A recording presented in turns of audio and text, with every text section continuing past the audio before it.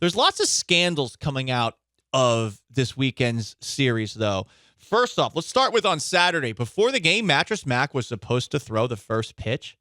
Big mattress firm got in the way and wouldn't let him throw the first pitch because I guess they are a sponsor of Major League Baseball, and they've done this per Mattress Mac before. And look, Mattress Mac has gotten a tad much for me.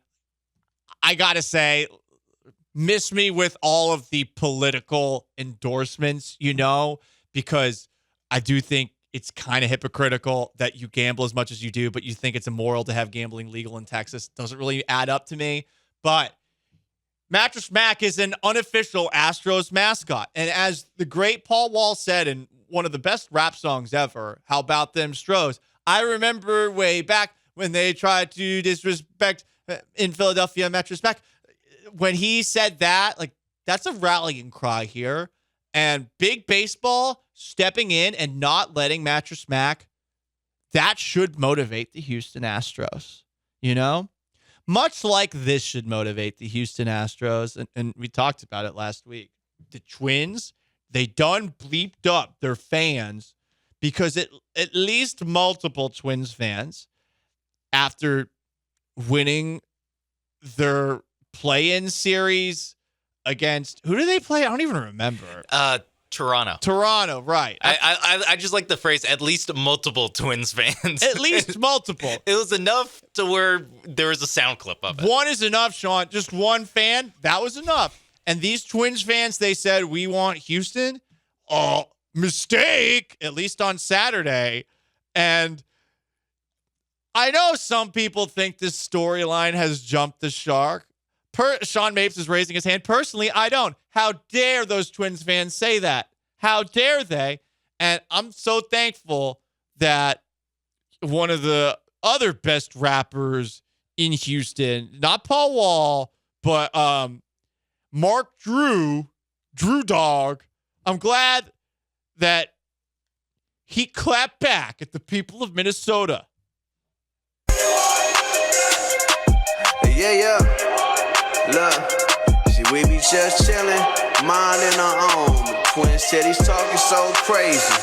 Let's get it. Say that you on Houston, you ain't never won nothing. Why they talking crazy? They ain't never done nothing. Okay, you won a Central, but you ain't never run nothing. Acting like you ready for the squad. Yeah. Where you done from? But man, I know you gassed up like you ready for war, but it's our 7th in a row. You know we ready for more. Feel free to talk, but when you do it, please sound like you mean it. You saying, but don't sound like you believe it. Your voice shaking like you're nervous. I get it with dominant. It's just when New York said it, most of them fans sounded confident. John Houston in the LDS just don't seem fair. I just hate we gotta handle up with Carlos Correa. But goddamn, homie, in H-Town you was the man, homie. Now you missing your peers. Well, like Candyman and Minute Maid, you're facing your fears. Just say we want Houston 3 times in the mirror, and we'll appear. Going back to back, then back to back again. Treat the bases like a carousel, we're up to bat again. So I'ma ask you one more again. Are you sure you want Houston? Cause the last 2 that said that, they ended up losing. Yeah, say that you want Houston, you ain't never won nothing. Why they talking crazy?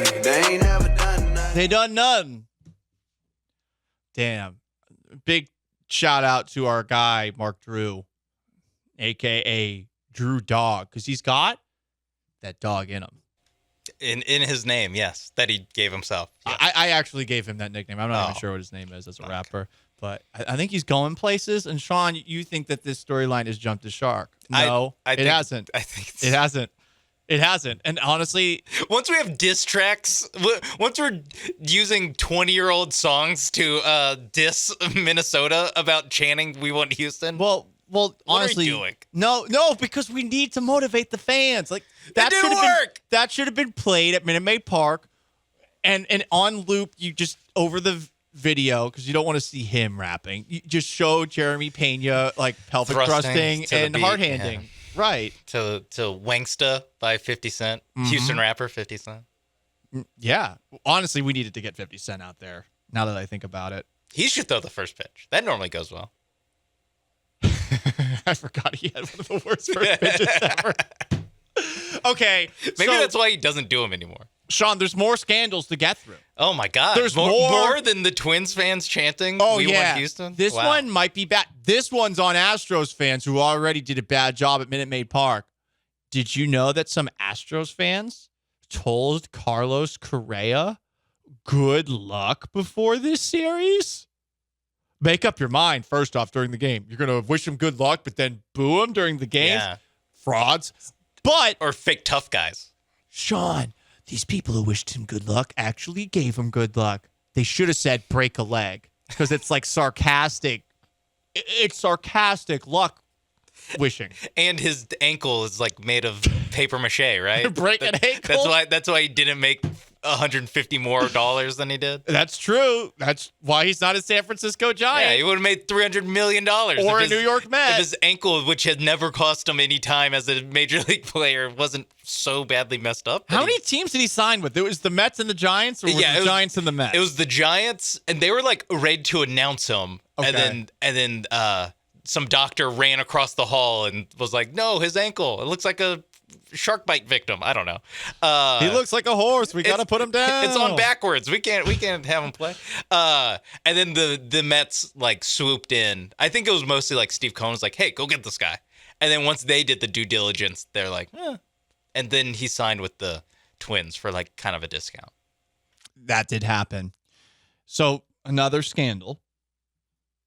We've talked about how Twins fans said, we want Houston. It led to that beautiful piece of art that we just played for you.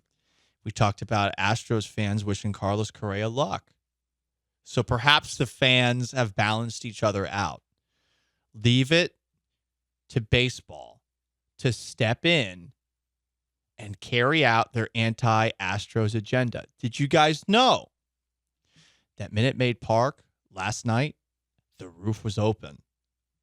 Dusty Baker, before last night's game, was asked if that was an Astros team decision. Here's what our skipper had to say. How much input do the staff and players have in that decision, and is there any discernible difference with the roof open? Probably the staff and players, none. That was a league decision. The league stepped in and opened the roof. And yeah, Yordan Alvarez hit a home run. But the Astros had a lot of fly balls.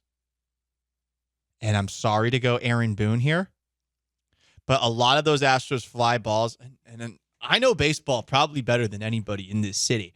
A lot of those balls were going out of the park. Like there were a couple of definite home runs that turned into pop-outs, and it was because the roof was open. And you can't tell me otherwise. How would you know? Oh, are you God? Oh, are you a weatherman? Oh, are you a windologist?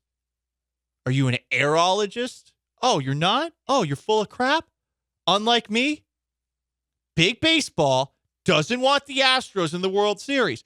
They want a team from a big market like Minneapolis/St. Paul and the Midwest in the World Series. And here they are, Midwest cornfield/wheatfield coast bias, stepping in and hurting the Astros.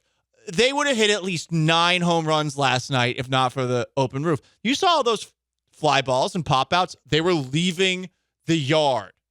Yeah, Marty Maldonado hits at least 2 of them out of there. There's two right now that I can close my eyes and picture. That those go into the Crawford boxes. And Aaron Boone isn't allowed to complain about that. No, loser. Right. But we are, because that's our house, and we should be allowed to do with our house what we want. We built this house, yeah. We did.